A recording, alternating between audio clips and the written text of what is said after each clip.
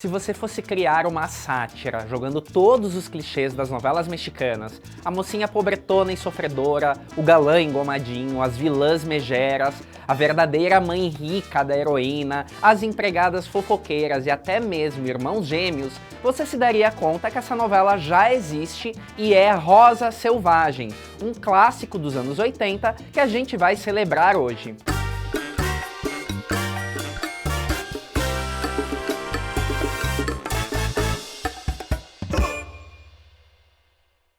Inscreva-se no nosso canal, deixe seu like e seu comentário, clique no sininho para ser avisado a cada nova atualização. O Almanac Latino também está nas redes sociais, siga-nos no Facebook e no Instagram. Os fãs de novelas mexicanas às vezes resumem muito uma trama à figura da protagonista, e de fato, essa era, mais do que nunca, existiam as novelas da Verônica Castro, da Lucía Méndez e por aí vai. Mas para entender o sucesso de Rosa Selvagem, é preciso prestar atenção a outros créditos que constam nessa obra. A produção é de Valentim Pimstein, quem esteve à frente das novelas mais populares dos anos 70 e 80. A história original é de Inés Rodena, adaptada por Carlos Romero, um especialista no texto da autora cubana, e a direção de Beatriz Sheridan, que implantou um tom de farsa aos atores, o que garantiu a fácil assimilação dos tipos, os bons bem bons e os maus tremendamente exagerados. Me parece que es una broma de mal gusto, Ricardo. Ay, por Dios, hermano, que hay invitados. Ah, claro, se me olvidó presentarla. Ella es Rosa... la verdad no sé su apellido. Rosa García Montero, para servir a Dios, a ustedes y a la Virgencita de Guadalupe. Rosa Selvagem não é um remake de uma trama específica de Inés Rodena, mas aglutina elementos de duas tramas da autora, La Indomable e La Gata, mas dá pra dizer que é uma versão bem livre dessas obras. Só para vocês terem um ponto de comparação, o início da novela é igualzinho a Marimar. A heroína, muito ingênua e bruta, se casa com um galã que quer afrontar a família, no caso, suas irmãs. Até a separação deles, tudo acontece quase que da mesma forma. Dali em diante, começa uma história praticamente original, o que não quer dizer inédita. Todos os clichês do folhetim foram explorados à exaustão. ¡Ven acá, maldita güera! ¿Por qué eres así? ¡No, auxilio! Es que estuviera distraída, ¿verdad? Para agarrar a mi marido. ¡Quítame esta salvaje! ¡Por favor, Ricardo! ¿Qué pasa? ¿Qué es esto? ¿Qué te estás creyendo? ¡Ay, Dios!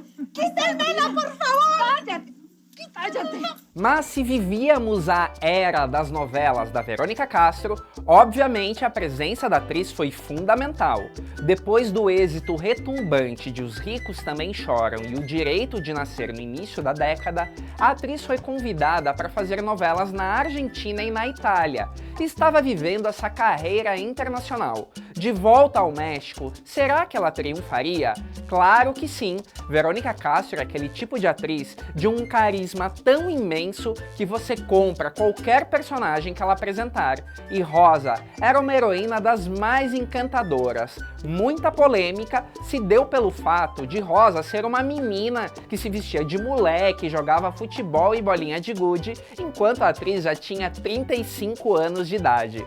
Mas para Vero isso não era problema. Outra polêmica se deveu à escalação de Guillermo Capetillo como protagonista Ricardo. Tudo isso porque em Os Ricos Também Choram, ele havia interpretado o filho de Verônica Castro na segunda etapa da trama. ¡Te los quieres clavar, que no es lo mismo!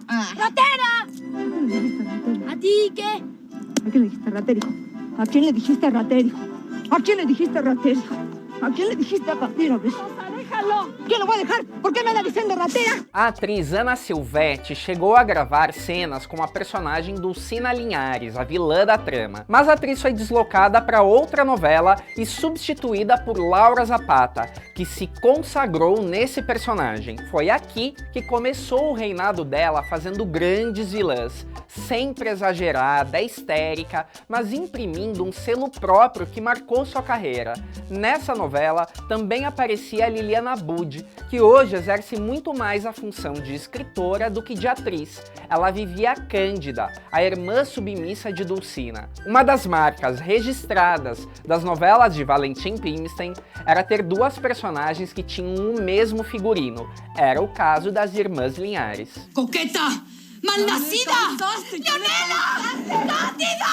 ¡Ayúdenme! ¡Quítenme esta salvaje de encima! ¡Suéltenme, Montúnula! ¡Suéltenme! ¡Suéltenme! ¡Me la son ustedes también! Já comentei algumas vezes no Almanac sobre a participação de Edith Gonzalez na novela. A atriz já tinha algumas protagonistas de sucesso no currículo quando foi convidada para viver a vilã Leonela, batizada de Luciana na dublagem brasileira. A atriz contou que aceitou apenas por agradecimento a Valentim Pimstein, mas que a certa altura decidiu renunciar, até porque ela sequer era a grande vilã do enredo. Em seu lugar, foi designada Felícia Mercado. Isso rendeu alguma polêmica, até porque se dizia que a atriz era uma rival pessoal de Verônica Castro. Yo soy una mujer con clase. ¡Cállate! ¿Con clase de qué? ¡Rosa! ¿Qué? ¡Rosa! ¿Con clase de qué? ¡Rosa!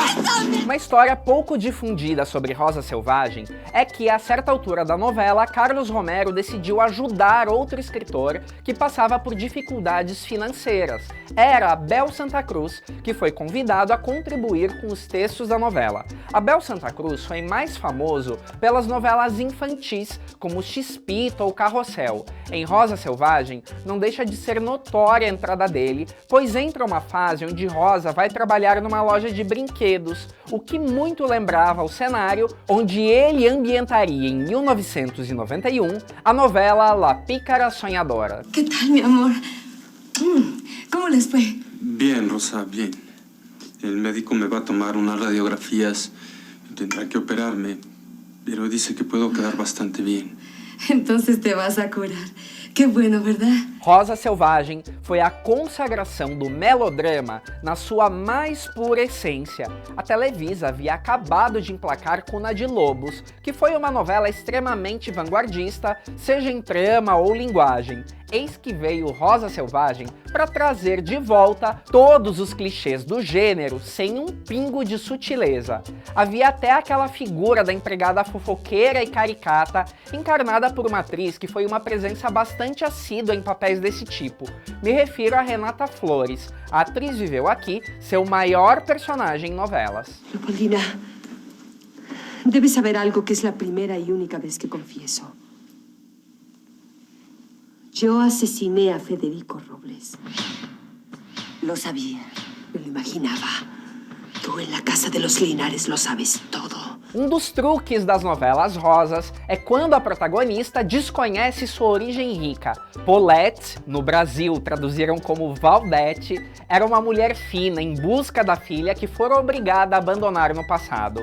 Lembra que eu falei que muito se questionou a idade de Verônica Castro para viver a serelepe Rosa? Pois bem, quando a verdade finalmente vem à tona e Rosa toma um banho de loja, ela envelhece uns 20 anos, confiram. Le devuelvo sus pagarés. ¿Cambio de qué? De que me pida perdón. De rodillas. ¿Yo? ¿Pedirte perdón? A ti! Rosa Selvagem no México foi exibida em capítulos de meia hora. Eu, recentemente, maratonei a novela completa depois de ter visto alguns resumos da trama. E uma coisa me chamou a atenção. A novela tinha um elenco badalado para a época, mas muitos atores tiveram participações sazonais no enredo. Por exemplo, os jovens atores Alberto Maia Goitia e Patrícia Pereira tinham uma trama em determinada semana e ficavam 2, 3 semanas sem aparecer na novela. Eram os famosos esticamentos. Diante do êxito avassalador da novela, Rosa Selvagem durou 200 capítulos no México.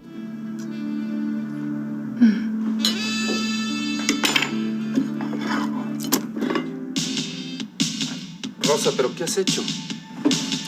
¿Cómo que qué? Hacerle ver esta fufurufa desde ahora mismo que no me puede quitar a mi marido. Rosa Selvagem, com certeza, é uma novela datada, mas que vale a pena pelo absurdo carisma de Verônica Castro e Laura Zapata, que mesmo com todos os exageros, tornaram seus personagens inesquecíveis. Graças ao êxito da novela, Verônica Castro inclusive veio ao Brasil no ano de 1991 e sentou no sofá da Hebe, além de outras participações na programação da SBT. Te quiero. Te quiero.